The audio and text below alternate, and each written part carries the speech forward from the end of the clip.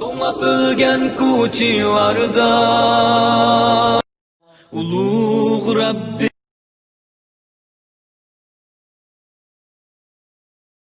ulug' Rabbim ijobat qil yiroqda ana duosini ulug' Rabbim ijobat qil zindonda ata duosini ulug' Rabbim ijobat qil musafir yetim duosini ulug' Rabbim ijobat qil vatansiz g'arib duosini ulug' Rabbim nasib ayla ko'rishga vatan ozodini ulug' Rabbim nasib ayla ko'rishga zolim zavolini ulug' Rabbim nasib ayla ko'rishga onam jamolini ulug' Rabbim nasib ayla suyishga vatan tuprog'ini ulug' Rabbim nasib ayla kezishga vatan gulbog'ini ulug' Rabbim nasib ayla vatan tuprog'ida o'lishni. Assalamu alaikum wa rahmatullahi wa barakatuh, dear brothers and sisters, and welcome to another episode of Talk is Turkestan. As you all know, this is the series of the Happy Uyghur series, part 5. We have a very special guest joining us from the United States to tell her story. Without further ado, I'd like to welcome Sister Shayida Ali to the show. How are you today, Sister? Assalamu alaikum. Assalamu alaikum. I'm doing well, alhamdulillah. Thank you. How are you? I'm very well, alhamdulillah. I basically wanted to thank you for accepting the invitation to be on the show, where we try to debunk China's claim that the Uyghurs are happy. And I basically wanted to hear your story to talk about how happy, if you are happy, as a Uyghur, as to what's going on in China today. So could we please start with who you are and what you've been up to and prove to the world how happy you are? First of all, thank you for having me here. And my name is Shayida. I'm currently living in the US. I'm a wife and I'm working full-time. And besides of that, I am trying to speak up for my father, look for my families who's been detained, and which is very odd for the people at my age. I wish, as China said, I really wish I'm living a happy life and enjoying everything I had and enjoying and pursuing my dreams as well. But unfortunately, I cannot do that. My father was detained on May 2017, and many other relatives, I cannot even count them because of the contact was cut off completely, and I cannot even count how many are there. And I can hear my mother's voice for 3 years. And if people think this is a happy life, let them be, but this is not, unfortunately. And I have to make my mind up every morning, and I have to pray to have a day that I can do all my duties on time, and then at least can do something for those people. And this is how I start my day. And then after a full day of work, I can, and then at the end of the day, I can finally focus on myself and those people, and start to do something about my father and those innocent people that you are seeing on those screen. And yeah, this is my life has changed entirely 3 years ago, just after my father's detainment. It started. It started initially on the beginning of 2017. Our conversation become very less and very limited. We can only have some simple greetings, and I know why, because I have seen many other friends and their family members has been taken, and I was worried about this. The same would happen to my father, but I still remain hopeful.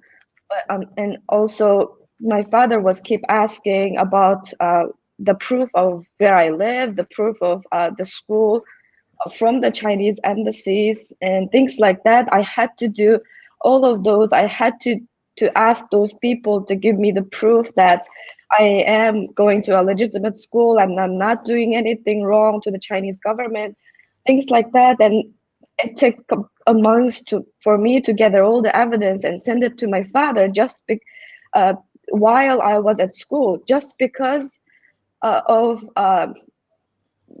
put away those troubles from that's on top of my father. And I know he was forced to do all that because of the tension back home. And even though I did all the, So Shayida, I'll just chime in here to give a bit of context to the audience. What you may not understand is the Chinese authorities will get in touch with, for example, Shayida's parents or Shayida's family or anyone, right? They'll get in touch with them, telling their kids to go to the Chinese embassy and provide them documents of where each of these students live, where they study, for what reason are they abroad, and then they have to get those documents notarized. Then those documents need to be sent back home to East Turkestan, just so those parents can protect themselves, that these children are not in. I personally had to go through that process as well. And once you even do go through that process, a lot of the time, your parents, your loved ones still end up being detained, get thrown in jail, get thrown in concentration camps. Yes, please continue, Shayida. yeah, that was a very frustrating process for me. And also, the most ridiculous thing is they requested me to, because I'm wearing a hijab, and they requested me to have a school ID without it. Otherwise, my father, yeah, will be in trouble, things like that. And this is very ridiculous.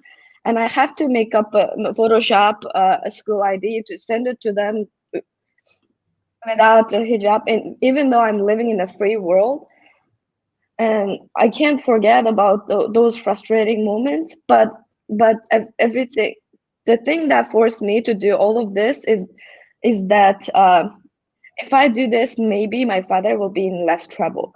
And that's all. That's all the reason I was doing all these ridiculous things. And then but at the end, during May, our conversation is completely cut off. And since then I never heard from my father or my mother, because after my father was detained, my mother, of course, under a lot of threats, and she stopped using WeChat, maybe, or she just blocked me from her account. That's why I cannot speak to her. And even though confirming my father was in concentration camp took me a couple months, because I don't have any source after we lost the connection. I have to talk to my friends who's in inner China. I have to talk to my other relatives, the extended family members, to make sure my father is certainly in one of those camps.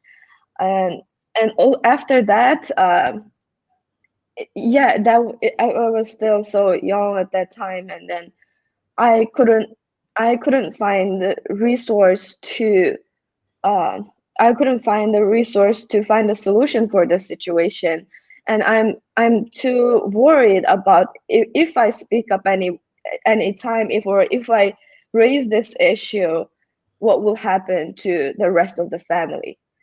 And it took me 2 years almost to break up that fear and to finally speak up publicly and look for my father.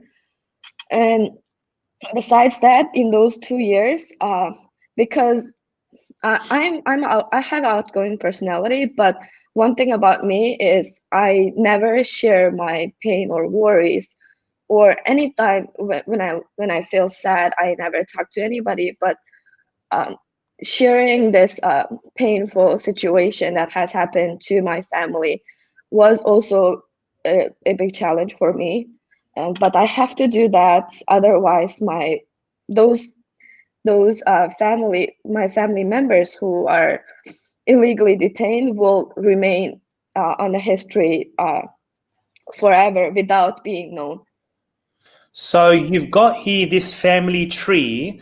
I'm assuming that the ones with their faces shown are the ones who are currently detained, and the ones who aren't shown are protected for just for their own protection. You've protected their faces.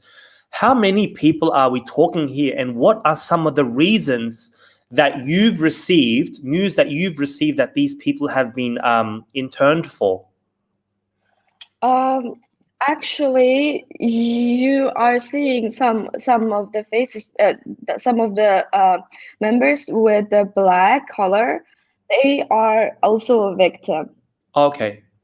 Yeah, just because we couldn't find enough information and their photos, we couldn't make up this we couldn't put it up there. Okay. And there are many more. Actually, from my mother's side, I have like around 100 of cousins, and Wow. because my grandmother has 8 or 9 child, and two more adopted one, so they make up a big family. And so, yeah, there are many more that I don't even know. And yeah, But brothers and sisters, this is just from one family. Look at all these people that are missing. So you've got just she's telling me that there's a lot more. Right now, I'm just counting like 3, 6, 9, 10, 11, 12, 15, what, like 30 people. I'm guessing around 30 people just from this one family detained. So you guys can imagine the amount of people that are currently, in these camps. And China, a few weeks ago, were quite proud and boasting that they were educating 1.3 million each year, which equates to around 8 million people in these camps. Um, how do you feel when you see some of the videos showing that the Uyghurs are very happy, and that this sort of oppression is not going on? The Uyghurs are being educated. Can you talk to me first? How do you feel about that? And number two, is your father an educated person? Your parents, are they modern Chinese citizens? yeah. So this is very ironic to see every time that Chinese media is using the same logic to put up people dancing on the street. First of all, this is not normal. People has work, people have to go to school, but why would they just dancing on the street on a random day? This is ridiculous. And will you do that? Will you just stop everything and just go on the street and dance? Nobody will do that. Of course, they are forced to do all of that. And talking about the purpose of China, they said what they're doing. They said, yeah, we are putting people in here to educate them. We are teaching them Chinese language. But my father speaks Chinese, and he's fluent. And also, he has traveled to many other countries. And he is a businessman. And also, he has founded a factory in Kashgar, which is in the industrial area. It's been like for 5 years, but I don't know how it ended up, and I don't know all his he was very hopeful that our we can be in there are more like Uyghurs could be more developed, and then could be more industrialized, and things will be better for us. He hoped one day it will grow bigger and will help many others. And he was a very nice he has a very nice personality and always helping others. And also, one of the things that I like about my father is he put our education at first, not only ours, and he also cares about my cousins educations. Whenever they need help, he will be there. And that's one of the reason that he put everything he did everything he can to send me abroad and let me have a better education here, and so that after I come back, I can do more. And that's our hope. I hope I when I was leaving my hometown, I was hoping, yeah, I will be very successful, and I will be returning, and then uh, joining my father and things like that. I left there very hopeful, and I have never think of this would happen, because we didn't know things will change upside down. At my age, I didn't know things like this will happen. And also, um, my father was always very proud of my success. Even though from my very little age, from elementary to high school, I was a very hardworking student, and at school, all of the teachers loved me. And then whenever they have to meet my father was very proud, and I love to see his face with the proud. And I want this to be continued, and I want to see more about this. But unfortunately I cannot but unfortunately he was not able to hear anything about me, not even about my success. And also, unfortunately, I cannot share anything in that's going through in my life like before. He was he was a good friend, he was a good listener. Even though he sometimes look very serious, he has a very serious face, but he always tried to listen to me, and which I really appreciate. And that helped me to grow up my self-confidence, and that helped me a lot. In even those days, I don't have parents to share my troubles or share my pain, but I have their words. I have what they taught, and I have seen how they lived their life, and that's kind of a uh, that's kind of a light that's showing me in this life, in my life, to be like them. So he is such a great person. So and he has never committed any crime. Have And you have you approached the Chinese embassy or consulate where you live and asked about where your father is or where your relatives are? And if so, what sort of response did you get? oh, for that, I have mailed about the public letter that I also posted on Facebook. I have emailed to them, and also I have tried to call them, but I couldn't reach it. And that's that's all I did. And I am keep posting and also keep sending emails, but I didn't have any response from them. Um, so no response from any authorities, not even within China? No. Okay. In the US, you're living there, and the idea was to study for a few years and then go back.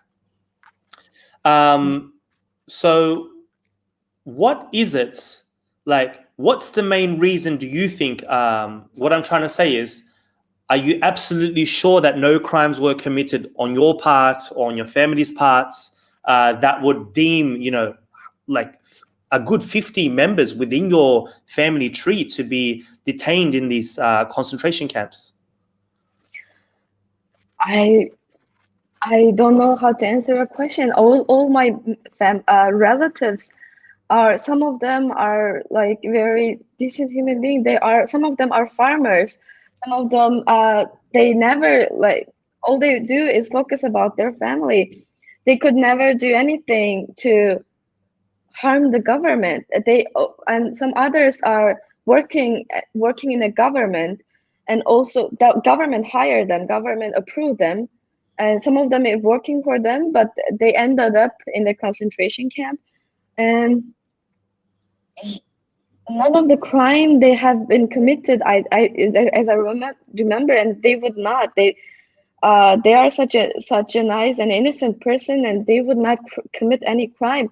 But speaking about me, just because of me living in a free world, living as a Muslim, and also speaking about my father and my relatives who is illegally detained by the Chinese government, this would be a crime that China can tag on myself. Okay, I want you, now I know what you're talking about. I want you to break it down for me. You just said you're living in the free world as a Muslim. What does that mean compared to your hometown? Break it down for people. What does that mean? Well, when you This is a describe total America as the crime. free world. This is a total crime. People in my hometown, they do not have access to the free world media. They do not have access to Twitter, any type of social media that you are using. They need to be under, everything they do need to be under the monitor of Chinese government. And also they need to live the life that the government has showed them. In my hometown, in the city where I live, there are like poster on the street that women should dress up like this, men should dress up like this, and nobody is allowed to have a beard like you, and nobody is allowed to have a hijab like me. And also speaking, the rights of speaking is also limited. When I left, after I leave home, on the way to school, you would see, I can promise you would see like almost 10 poster. There will be more than that, of course, but you would see at least 10 poster about we should speak, but we should protect Chinese Communist Party, or praise Chinese Communist Party, follow the orders. Yeah, you should see that. You will see that on the street. I can guarantee, because I grew up there. I know how the streets look like. So what would happen right now? You're talking to Yeah. me. You're talking on a show called Talkies Turkestan. You're wearing what you're wearing and you practice Islam. What would happen to you right now if you were to go back? If I were to go back, you would not hear anything about me after then, because I might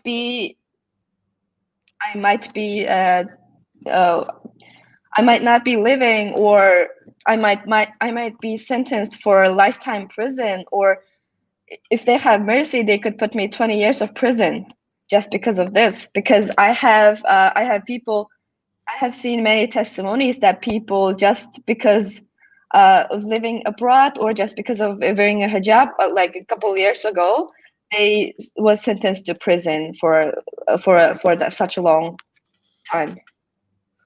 So your father or most of your family members get detained, and you're quiet for 2 years. Why? Because I am very worried about the rest of the family members.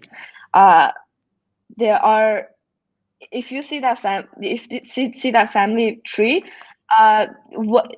from each household, one of them are detained.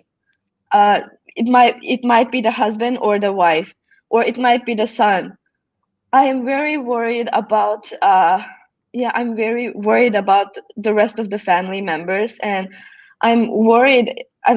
I was so stupid at that time. I thought things will end and then we can go back, and I thought if I speak up or do anything like that, I might not never go back home or things like that. And then just because I have my mom and this uncle have a wife and another aunt has a husband who's not been detained, uh, I remain my silent. And also another thing is I grew up there. I grew up with all those pressure.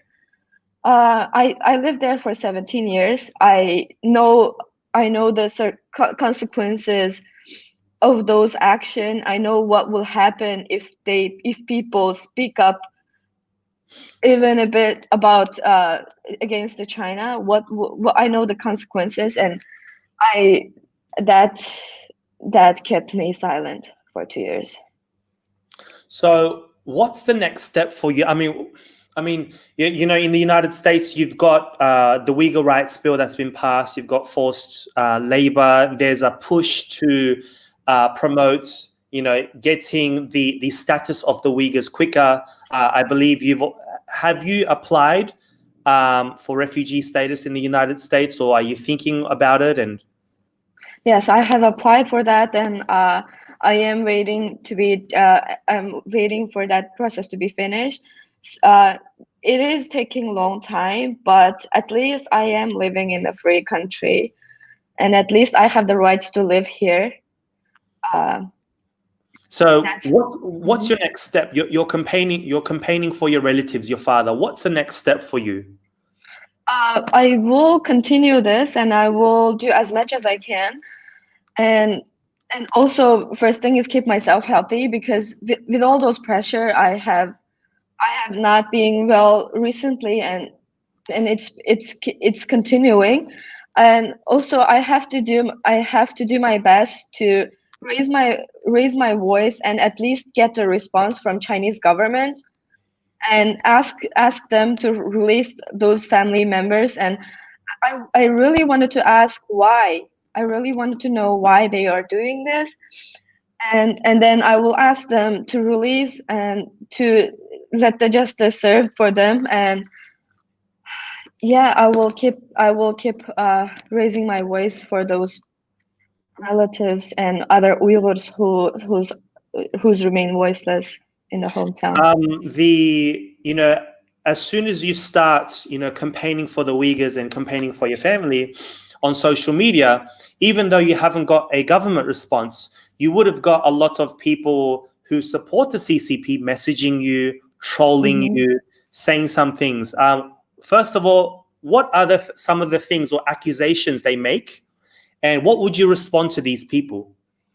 It is it is very ridiculous, and I'm seeing people that I'm a paid actress or I am not Uyghur, and some of them would say, oh, your mom is in danger, or some of them will say even worse. And I just remain ignorant for them, because I never care about those people's, because they don't even have a I'm not gonna say that, but they does not worth any of my time to reply or answer to them. But I just want to say, um, for those people, I am making my money. I am making enough to live my life and provide for my sister. I don't need anyone to pay me to do anything, and I'm a Uyghur who grew up there, and I am not even some other government's troll, and nobody. If And because of my personality, even speaking about this is hard for me, and I would not do any of that just because of some benefit, and just because these things that happening in my life keep me awake at nights, and it's still happening in my life, and it hurts me a lot. And those people needs to be remembered, and those people needs to be saved. Their life, they need to be continued their life. That's all the purpose. That's all my purpose. That's all that's keeping me continue doing this. As you mentioned before, you were silent for 2 years. I'm sure that there are people around you who are in a similar situation as you, but are still in silent mode. They're still keeping quiet. What would Yes. you advise your fellow Uyghurs who haven't taken to social media, who haven't raised the plight of their own family members? Would you give them any advice? Yes, I would, because if I was if I at that time, if I know, if I had be more brave, or um, Didn't if wait I so had long. made up, yeah, didn't wait so long. I regret that I waited so long. And when the day I started speaking publicly, I felt a little bit relieved from the guilt that I was feeling for that long time. I felt a little bit relieved. I'm sure every day they spend, they are feeling that guilt. I just want them to free themselves first, because if you don't free yourself, if you don't break up your fight with your fear first, you will not fight with anyone who's strong, bigger than that. So that's my advice to them. And I don't care what will happen to me, as long as those people uh, as long as those people can live a life that they deserve. This is all I want. Okay. Just a last question here for you. What would you say to your father, if you could, if he was seeing this right now? What sort of message would you give him?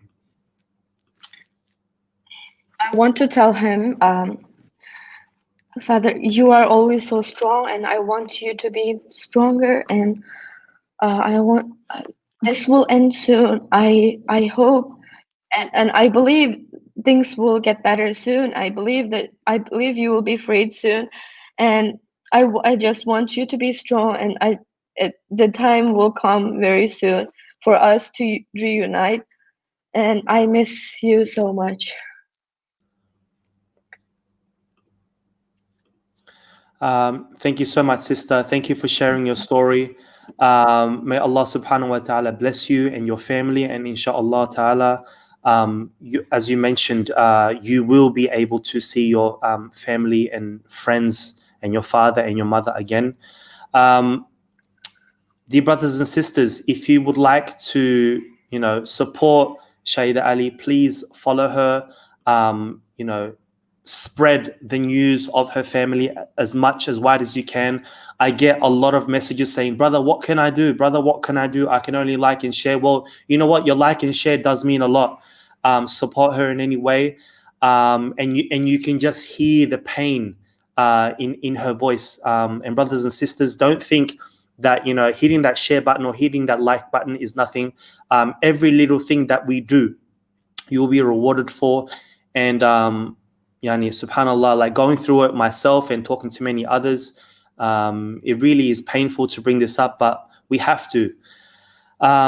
Again, sister, are there any last words that you wanted to say before I let you go? I just hope the people who can watch this, I just want them to support us. I just want them to believe this is really going, and we need to go through this alone. But we don't want this. We want you to support us, so that our voice can be heard, so that we can get stronger together, and so that we can stand up against the biggest enemy, China. So pray for us, at least help us, as he said. The little things will help us. So please continue to do that. All right, Jazakallah khairan, sister. Thank you. Assalamu alaikum to you. I would like to thank everyone that has joined us today. And until next time, brothers and sisters, Assalamu alaikum wa rahmatullahi wa barakatuh.